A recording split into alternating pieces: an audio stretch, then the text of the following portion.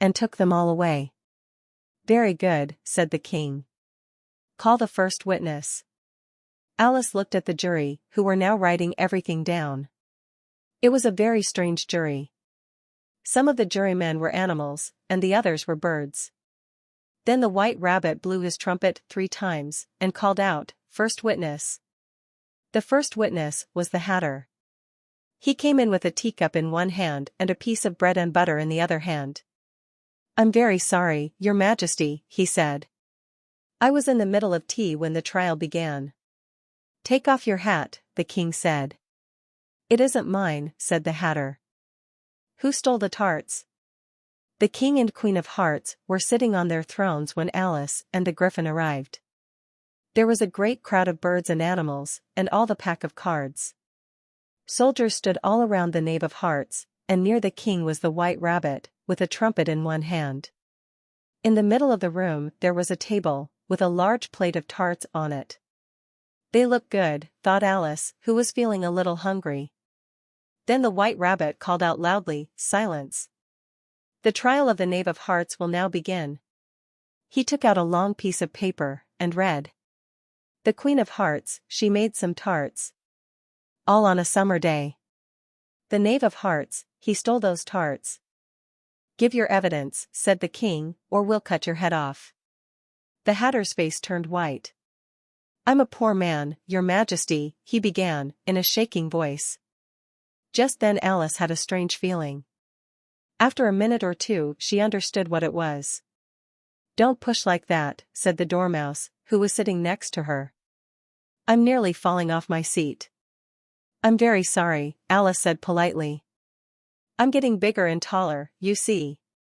"Well, you can't do that here," said the Dormouse crossly, and he got up and moved to another seat. The Hatter was still giving evidence, but nobody could understand a word of it. The king looked at the queen, and the queen looked at the executioner. The unhappy Hatter saw this, and dropped his bread and butter. "I'm a poor man, Your Majesty," he said again. "You're a very poor speaker," said the king. He turned to the White Rabbit. "Call the next witness," he said. The next witness was the Duchess's cook, who spoke very angrily and said that she would not give any evidence. The king looked worried and told the White Rabbit to call another witness. Alice watched while the White Rabbit looked at the names on his piece of paper. Then, to her great surprise, he called out loudly, "Alice!" "Here!" cried Alice, jumping to her feet. "Here!" cried Alice, jumping to her feet. "What do you know about these tarts?" said the king. "Nothing," said Alice. The queen was looking hard at Alice. Now she said, "All people a mile high must leave the room." "I'm not a mile high," said Alice. "And I won't leave the room. I want to hear the evidence." "There is no more evidence," said the king very quickly, "and now the jury will." "Your Majesty," said the White Rabbit, jumping up in a great hurry. "We've just found this letter. There's no name on it, but I think the knave wrote it." "No, I didn't," said the knave loudly. "Read it to us," said the king. "Where shall I begin, Your Majesty?" asked the rabbit. "Begin at the beginning," said the king, "and go on until you get to the end, then stop." Everybody listened very carefully while the White Rabbit read these words. "They tell me you have been to her and talked of me to him. She thought I was a gardener, but said I could not swim. He tells them that I have not gone. We know that this is true. If she decide to hurry on, what will they do to you? I gave her 1, they gave him 2. You gave us 3 or more. They all returned from him to you. But they were mine before." "That's a very important piece of evidence," said the king.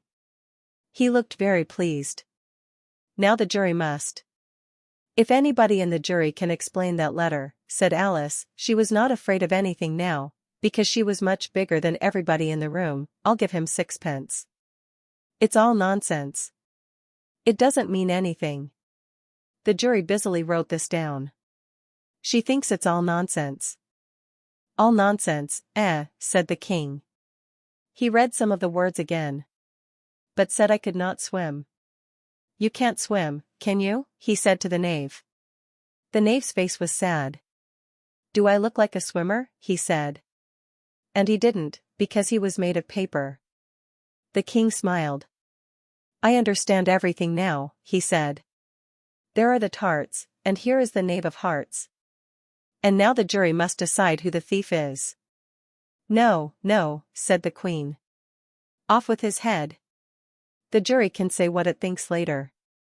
What nonsense, said Alice loudly. The jury must decide first. You can't. Be quiet, said the queen, her face turning red. I won't, said Alice. Off with her head, screamed the queen. Nobody moved. It doesn't matter what you say, said Alice. You're only a pack of cards. Then the pack of cards flew up into the sky and began to fall on Alice's face. She gave a little scream and woke up. She was lying next to her sister under the trees, and some leaves were falling on her face.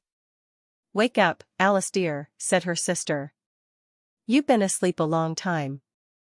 Oh, I've had a very curious dream, said Alice, and she told her sister all about the strange adventures in her wonderful dream.